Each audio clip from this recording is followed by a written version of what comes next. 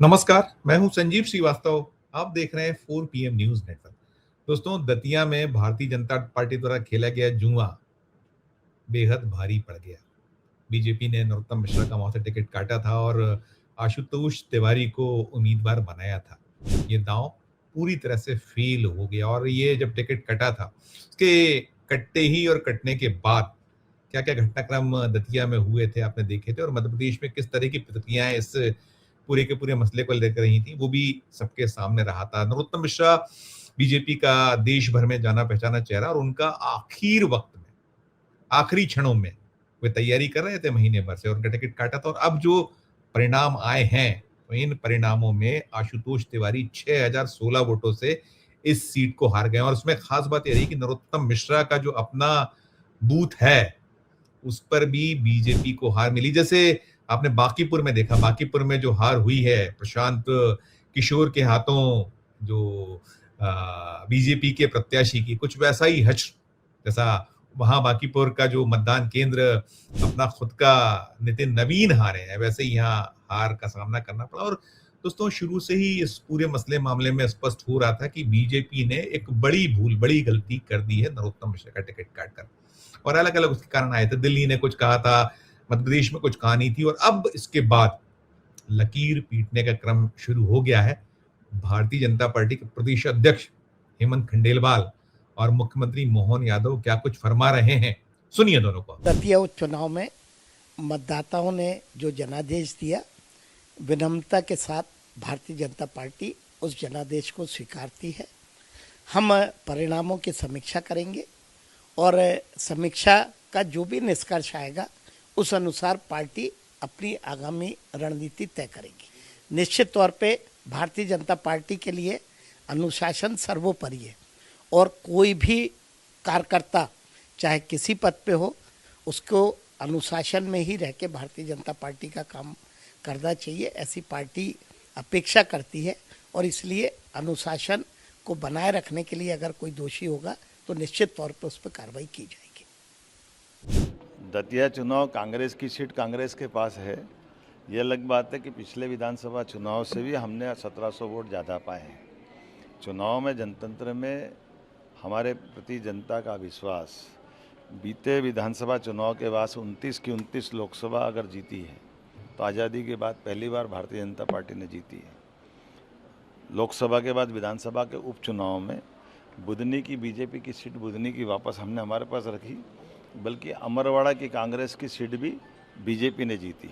ये हमारा track record है। इसी के साथ साथ तीनों राज्यसभा चुनाव, राज्यसभा की सीटें आज़ादी के बाद वो भी भारतीय जनता पार्टी ने जीती। लेकिन मैं फिर कहना चाहूँगा कि लोकतंत्र में चुनाव इसी बात के लिए कहते हैं। हमने अपनी बात रखी, कांग्रेस ने अपनी बात रखी, जनता ने जो निर्णय किया हम उसको सिरोधारी करते हैं और उम्मीद करते हैं आने वाले चुनाव में और ताकत से लड़ेंगे और जीतेंगे। देखिए, मुख्यमंत्री कह रहे हैं कि हमें जो पिछली हार थी, यानी कि 2023 का जो विधानसभा चुनाव नरोत्तम मिश्रा हारे थे, इस बार जो उपचुनाव में हार हमारी बीजेपी की हुई है वो कम वोटों से हुई है। उस समय वोट ज्यादा थे। मैं बता दूं दोस्तों, 7742 वोटों से हारे थे नरोत्तम मिश्रा राजेंद्र भारती के हाथों, कांग्रेस के प्रत्याशी के हाथों, और अभी 6016 वोटों से हार का सामना करना पड़ा है कांग्रेस के उम्मीदवार से आशुतोष तिवारी को।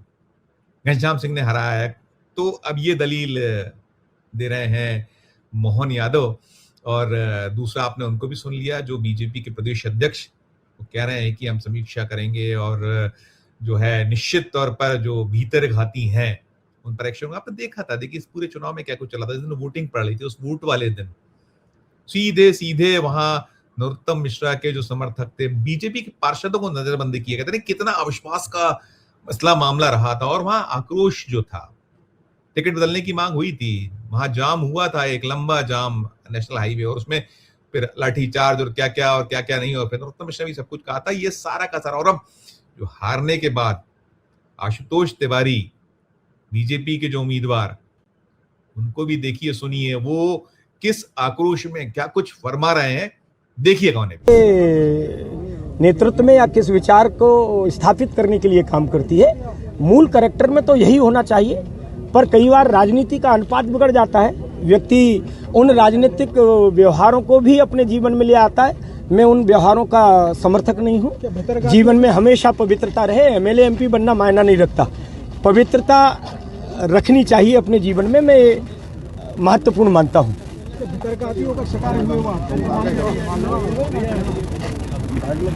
इसको दो पार्ट में बोलिए।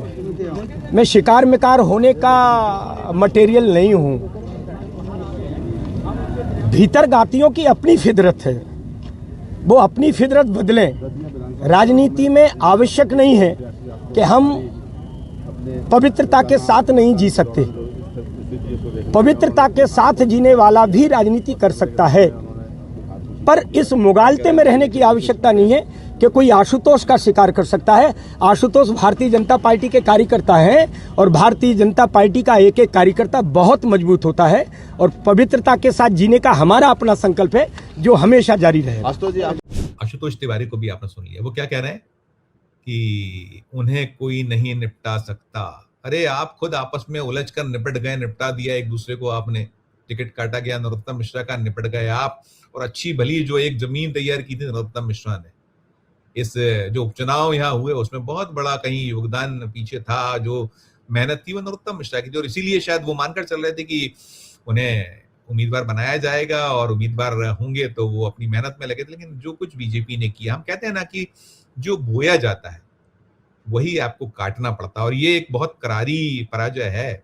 लोकसभा चुनाव 2024 में जब यहाँ मध्य प्रदेश में एक सीन बना था, वो वहाँ जो एक कांग्रेस के नेता रामनिवास रावत आए थे, तब भी बड़ा अति आत्मविश्वास में थी भारतीय जनता पार्टी, और उसमें जो उन्हें टिकट दिया गया था वहाँ जो उनकी अपनी पारंपरिक सीट, वहाँ बुरी तरह हार का सामना करना पड़ा था। और नरोत्तम मिश्रा, अब ये दूसरी जो एक हुई है, टिकट कटा और यहाँ हार जो है बीजेपी को सामना करना पड़ा। और उस समय मोहन यादव की अगुवाई में ही चुनाव हुआ था, अध्यक्ष दूसरे थे, लेकिन अभी हेमंत खंडेलवाल के माथे पर कहीं एक दाग हो गया कि उनके अध्यक्ष रहते और मोहन यादव के मुख्यमंत्री रहते। दूसरी उपचुनाव में हार है भारतीय जनता पार्टी की। और उसमें जो देश का मूड है, जो यहाँ जन जी है, जिस तरह से बाकी जो परिस्थितियां बनी हुई हैं, चाहे वो दान डकैती हो, राम मंदिर का मसला हो, और जिस तरह से बर्बरता हुई थी जंतर मंतर,